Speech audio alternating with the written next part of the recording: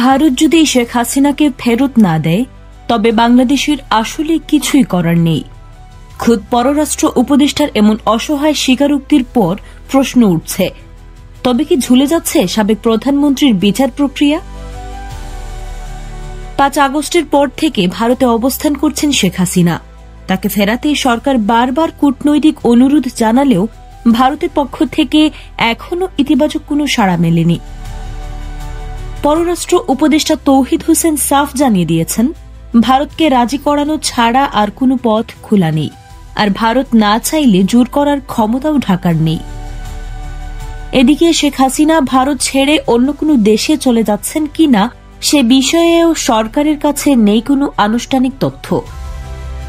অন্যদিকে রেব ও ডিজিএফআই বিলুপ্তি নিয়ে জাতিসংঘের সুপারিশ নাকচ করে দিয়েছে সরকার, তবে মার্কিন নিষেধাজ্ঞাও সে সহসা কাটছে না, তাও স্পষ্ট।